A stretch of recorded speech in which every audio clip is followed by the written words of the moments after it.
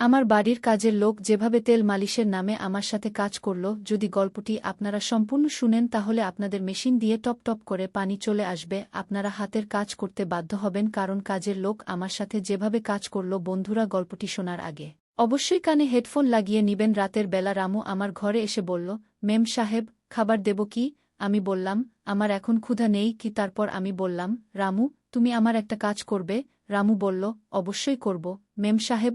আমি বললাম, রামু, আমার শরীর ভালো লাগছে না, একটু তেল গরম করে নিয়ে এসো এবং আমার হাত পা মালিশ করে দাও। রামু বলল, ঠিক আছে মেম সাহেব, আমি তেল গরম করে নিয়ে আসছি। আমি তখন গাউন পরেছিলাম এবং বিছানায় শুয়ে পড়লাম। 2 মিনিটের মধ্যে রামু তেল গরম করে ঘরে এসে দাঁড়িয়ে রইল। আমি আমার গাউন হাঁটু পর্যন্ত তুলে ধরে বললাম, রামু, আমার পায়ে তেল দিয়ে মালিশ করে দাও। রামু কি মেম সাহেব বলে আমার পায়ে তেল মালিশ করতে শুরু করল। আমি ইচ্ছে করে আমার গাউন আরও উপরে তুলে ধরলাম যাতে রামু আমার সৌন্দর্য দেখতে পায়। রামু আমার পায়ে মালিশ করতে করতে আমার পায়ের দিকে তাকিয়েছিল এবং তার আঙুলের চাপ আগের চেয়ে বেশি শক্ত হয়ে গেল। আমি উল্টে শুয়ে বললাম, রামু, আমার পিঠেও মালিশ করে দাও, খুব ব্যথা করছে কি। সে বলল, মেম সাহেব, আমি এটা করতে পারব না। আমি বললাম, রামু, দেখো, তোমার লজ্জা করার কিছু নেই। আমি তোমাকে আমার কাজে রেখেছি এবং এই মালিশের জন্য আমি তোমাকে আলাদা করে টাকা দেব, যাতে তোমার ঘরও ভালোভাবে চলতে পারে। আমি তাকে টাকার লোভ দেখালাম। রামু আমার গাউন পিঠ থেকে তুলে দিয়ে পিঠের মালিশ শুরু করল। আমি দেয়ালে লাগানো আয়নায় দেখলাম যে সে এখন আমার দিকে তাকিয়ে আছে। আমি বললাম, রামু, আমার পিঠে ভালো করে মালিশ করো। সে কাঁপতে কাঁপতে আমার পিঠে মালিশ করছিল। কিছুক্ষণ পরে আমি উল্টে সোজা হয়ে বসলাম এবং বললাম, রামু, এখন আমার পেটেও মালিশ করো। রামু বলল, মেম সাহেব, আপনি কি বলছেন? রামু ভীষণভাবে কাঁপছিল এবং হেসে উঠল। আমি বুঝতে পারলাম যে রামু নিজে থেকে কিছু করতে চাইছে না। সে চাইছিল যে আমি প্রথমে কিছু করি। সে একটু লাজুক ছিল। তাই আমি তার 2টি হাত ধরে বললাম, নমস্তে বন্ধুরা, আপনাদের সবাইকে আমার ইউটিউব গল্পে স্বাগতম। আমার নাম পায়েল এবং আমি 22 বছর বয়সী একজন সুন্দরী মহিলা। আমার বিয়ে হয়ে গেছে 6 বছর। জীবনে আমি সব সুখ পেয়েছি, কিন্তু একটি সুখ পাইনি যা একজন নারীর জন্য সবচেয়ে মূল্যবান, স্বামীর ভালোবাসা। আমার স্বামী একজন বড় ব্যবসায়ী এবং ব্যবসার কারণে তিনি সবসময় বাড়ির বাইরেই থাকেন। সুখ, সুবিধা, সম্পত্তি সব আমার আছে, কিন্তু শুধু একটি জিনিসের অভাব আছে যা আমি সবসময় অনুভব করতে চাই, আমার স্বামীর সান্নিধ্য এবং তার ভালোবাসা। বন্ধুরা, আমার বাড়িতে রামু নামের একটি চাকর আছে। তার বয়স 20 বছর এবং সে বিহারের বাসিন্দা। রামু বিবাহিত, কিন্তু তার স্ত্রী বিহারেই থাকে। তার চোখেও একটি তৃষ্ণা দেখা যায়, একটি অসম্পূর্ণ আকাঙ্ক্ষার ব্যথা। সম্ভবত আমার মতোই সেও তার সঙ্গীর ভালোবাসা থেকে দূরে। এটি গত বছরের ঘটনা। আমার স্বামী কয়েক দিনের জন্য বাড়িতে এসেছিলেন। কিন্তু যেমন প্রতিবার হয়, যখন রাত হল, তিনি আমাকে বললেন যে তিনি 1 মাসের জন্য বিদেশ যাচ্ছেন ব্যবসার কারণে। সেই রাতে আমি আমার ঘরে একা ফুপিয়ে ফুপিয়ে কেঁদেছিলাম। প্রতিবারের মতো এবারও তিনি 1 দিনের জন্য এসেছিলেন এবং আমাকে একা রেখে চলে গিয়েছিলেন। আমার হৃদয় তার আকাঙ্ক্ষায় তৃষ্ণার্ত হয়ে রইল এবং আমি আবারও এই ব্যথায় ডুবে গেলাম। আমার স্বামীর ভালোবাসার জন্য তৃষ্ণার্ত হয়ে তার চলে যাওয়ার পর আমি আমার একাকিত্ব থেকে বাঁচতে মদ্যপান শুরু করলাম। এক রাতে আমি এতটাই ভেঙে পড়েছিলাম যে আমার স্বাস্থ্য খারাপ হয়ে গেল। আমাকে হাসপাতালে ভর্তি করতে হয়েছিল। রামু আমাকে সামলে নিল, আমাকে হাসপাতালে নিয়ে গেল এবং আমার সুস্থ হওয়া পর্যন্ত আমার দেখাশোনা করল। যখন আমি সুস্থ হলাম, আমি তাকে ডাকলাম এবং তার সেবার জন্য ধন্যবাদ জানালাম। রামু নত হয়ে বলল, মেম সাহেব, আমরা তো আপনার চাকর। আপনার সেবা করা আমাদের কর্তব্য। আমরা আমাদের দারিদ্র্যের কারণে আমাদের স্ত্রী সন্তানদের থেকে দূরে এখানে উপার্জন করতে এসেছি। আমি আপনার অবস্থা দেখে বুঝতে পারছি যে আপনার সবকিছু থাকা সত্ত্বেও আপনি আপনার স্বামীর ভালোবাসা থেকে দূরে আছেন। ক্ষমা করবেন মেম সাহেব, যদি আমি কিছু ভুল বলে থাকি। রামুর কথায় ব্যথা ছিল, সেই একই ব্যথা যা আমি আমার হৃদয়ে অনুভব করতাম। সে তার বিয়ের কথা উল্লেখ করে বলল, আমাদের বিয়েও 1 বছরের বেশি হয়ে গেছে, কিন্তু আমরা আমাদের স্ত্রীর কাছে মাত্র 2 মাস থাকতে পেরেছি। প্রতিদিন তার কথা মনে পড়ে, কিন্তু কি করব, বাধ্যতা। বন্ধুরা, তার কথায় সেই তৃষ্ণা ছিল যা আমি সবসময় আমার মধ্যে লুকিয়ে রেখেছি। রামুর চোখে ঝলকানো ব্যথা আমার হৃদয় স্পর্শ করল। প্রথমবার কেউ আমাকে এমন অনুভব করাল যে সে আমার ব্যথা বুঝতে পারে। আমাদের দুজনের কষ্ট একই রকম ছিল, আমাদের আকাঙ্ক্ষাগুলো অসম্পূর্ণ ছিল। সেই দিনের পর যখনই আমরা একে অপরের দিকে তাকাতাম আমাদের হৃদয়ে একটি অদ্ভুত টান অনুভব হতো। এমন একটি সম্পর্ক যেখানে কোনো শব্দ ছিল না, শুধু অনুভূতির একটি গভীর সমুদ্র ছিল। মোর চোখে নিজের জন্য একটি অদ্ভুত টান দেখে আমি এক ধরনের শান্তি পেতাম। হয়তো আমরা দুজনেই সেই অসম্পূর্ণ আকাঙ্ক্ষার গোলাম ছিলাম যা আমরা আমাদের হৃদয়ে পুষে রেখেছিলাম। বন্ধুরা, রামু যখন বলল, ম্যাডাম, উপার্জন না করলে ঘর কিভাবে চালাব, তখন তার কথায় আমার হৃদয় স্পর্শ পেল। আমি তাকে কিছু টাকা দিয়ে বললাম, রামু, তুমি তোমার বাড়ি চলে যাও, কিন্তু সে অস্বীকার করে বলল, না ম্যাডাম, আমরা এই টাকা বাড়িতে পাঠিয়ে দেব, যাতে আমাদের ঘর চলতে পারে। আমি এখানেই থেকে আপনার সেবা করব।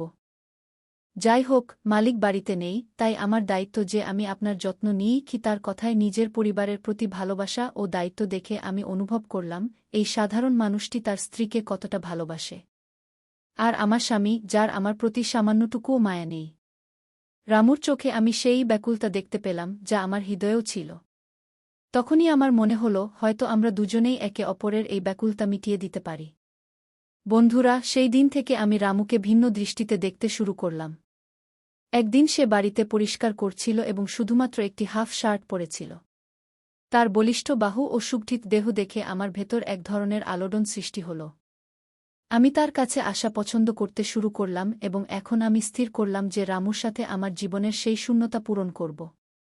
তাকে আকর্ষণ করার জন্য আমি নতুন নতুন উপায় অবলম্বন করতে লাগলাম। আমি ইচ্ছাকৃতভাবে তার সামনে ছোট ছোট পোশাক পরতাম যাতে সে আমার দিকে তাকায়। কিন্তু সে তো সবসময় নিজের কাজেই মগ্ন থাকত। কখনো কখনো আমি বাথরুমের দরজা একটু খুলে রাখতাম বা তার সামনে হালকা নাইট কাপড়ে থাকতাম। কিন্তু আমার সব প্রচেষ্টাই ব্যর্থ হচ্ছিল। সে যেন অন্য কোনো জগতে হারিয়ে গিয়েছিল। তারপর একদিন আমি তাকে আমার কাছে ডেকে বললাম, রামু, আজ আমার মদ্যপান করার ইচ্ছা হচ্ছে কি। সে উদ্বিগ্ন স্বরে বলল, ম্যাডাম, এটি আপনার স্বাস্থ্যের জন্য ভালো নয়। গতবারও আপনার অসুস্থতা হয়েছিল। ও আমি তার চোখের দিকে তাকিয়ে বললাম, তাহলে কি করব রামু? আমি আমার স্বামীর ভালোবাসার জন্য ব্যাকুল, কিন্তু সে আমার অস্থিরতা বুঝতে পারে না। সে নীরবে আমার ব্যথা শুনতে থাকল। আমি 2 গ্লাসে মদ ঢেলে একটি গ্লাস তার হাতে দিলাম। সে সংকোচ প্রকাশ করে বলল, ম্যাডাম, আমি মদ্যপান করি না। আমার এতটা যোগ্যতা নেই কি। তার এই লজ্জা আমাকে আরও প্রিয় করে তুলল। আমি ধীরে ধীরে তার হাত স্পর্শ করে বললাম, রামু, এখানে যোগ্যতার কথা নয়। এটা তো শুধু দুটি হৃদয়ের ব্যথা ভাগ করে নেওয়ার একটি মাধ্যম। বন্ধুরা, তার হাত ধরে আমি তাকে কাছে টেনে নিলাম। প্রথমবার তার নিকটত্বে আমি এক ভিন্ন ধরনের উষ্ণতা অনুভব করলাম। আমার হৃদয় দ্রুত স্পন্দিত হতে লাগল এবং তার লজ্জায় ভরা চোখে আমি আমারই ব্যাকুলতার প্রতিচ্ছবি দেখতে পেলাম। ধীরে ধীরে আমি তার মুখের কাছে আমার ঠোঁট নিয়ে গিয়ে হালকা করে তার গাল স্পর্শ করলাম। আমার এই স্পর্শ তার ভেতর কিছু পরিবর্তন এনেছিল। তার শ্বাসপ্রশ্বাস দ্রুত হয়ে গেল এবং সে আমাকে তার বাহুতে জড়িয়ে নিল। আমরা দুজনেই সেই মুহূর্তে হারিয়ে গেলাম, যেন আমাদের সমস্ত অসম্পূর্ণ স্বপ্ন ও আকাঙ্ক্ষা একে অপরের মধ্যে পূর্ণ হচ্ছে। তার বাহুতে আমি সেই শান্তি পেলাম যা আমি সর্বদা কাঙ্ক্ষিত ছিলাম। সেই রাতে আমরা দুজনেই আমাদের ব্যাকুলতাকে শান্তিতে রূপান্তরিত করলাম। একে অপরের স্পর্শে নিজেকে হারিয়ে আমি সম্পূর্ণরূপে অসহায় হয়ে পড়েছিলাম, কারণ আমি চেয়েছিলাম আমার স্বামী আমাকে আরও বেশি ভালোবাসুক, আমাকে তার দিকে আকর্ষণ করুক। কিন্তু সম্ভবত আমার ভাগ্যে সেই ভালোবাসা ছিল না। প্রতিটি মেয়েই চায় যে তার স্বামী সর্বদা তার পাশে থাকুক, তার যত্ন নিক এবং তার প্রয়োজনীয়তার দিকে নজর রাখুক। কিন্তু আমার স্বামী তো সর্বদা তার কাজে এতটাই ব্যস্ত থাকতেন যে আমি সর্বদা একাকিত্ব অনুভব করতাম। এক রাতে রামু আমার ঘরে এসে বলল, ম্যাডাম, খাবার দেব?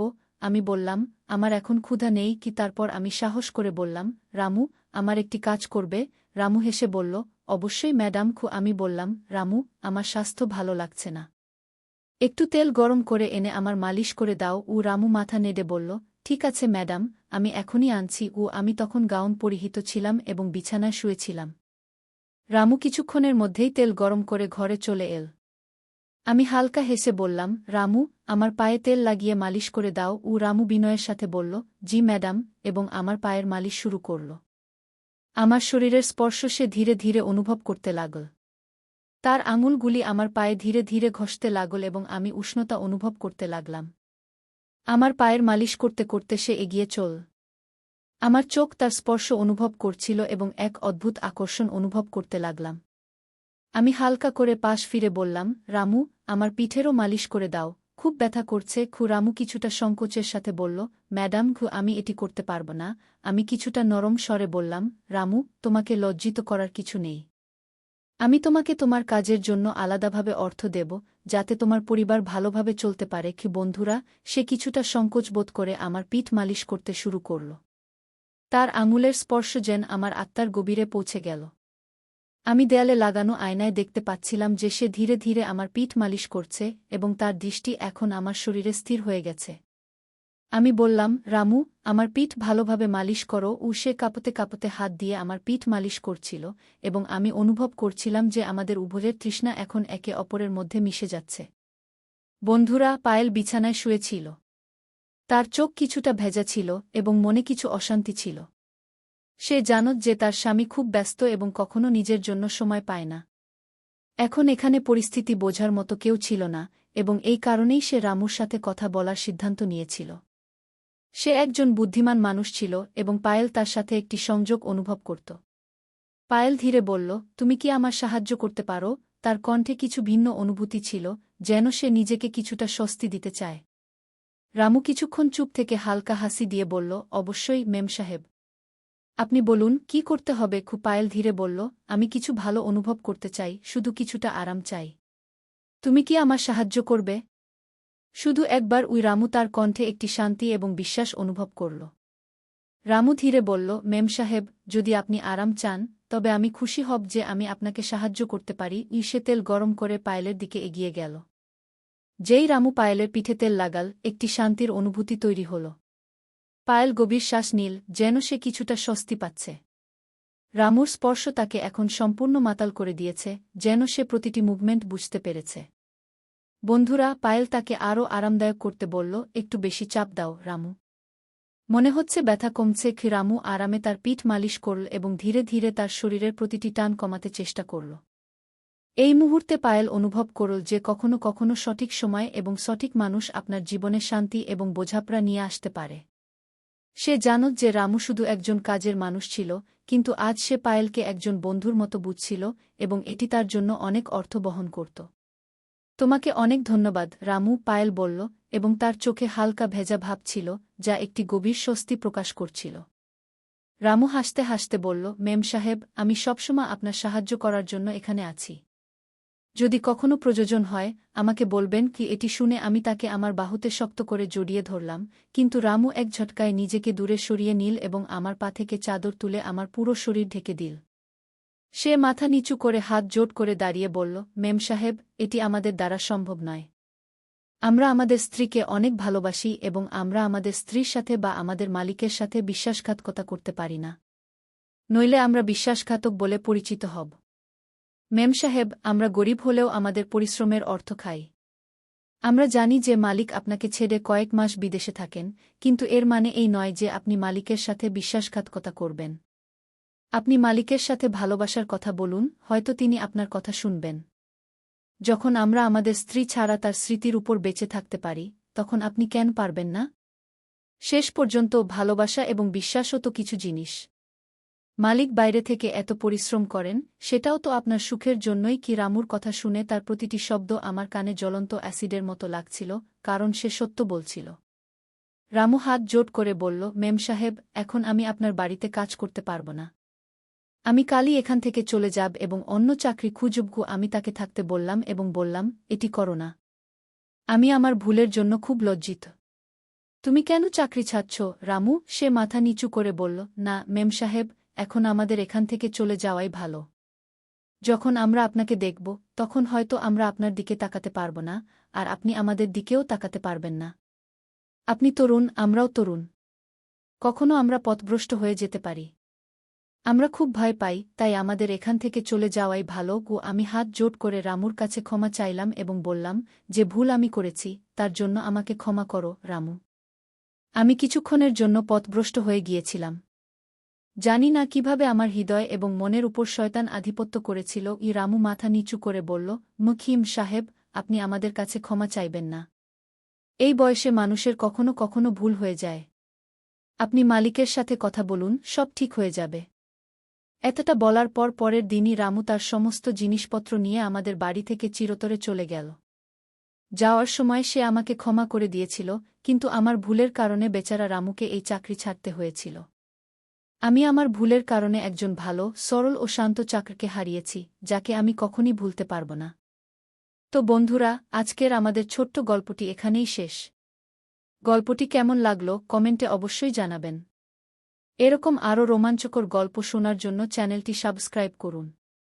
আবার দেখা হবে নতুন কোনো গল্প নিয়ে, তার আগে পর্যন্ত আপনি ও আপনার প্রিয়জনদের যত্ন নিন। ধন্যবাদ।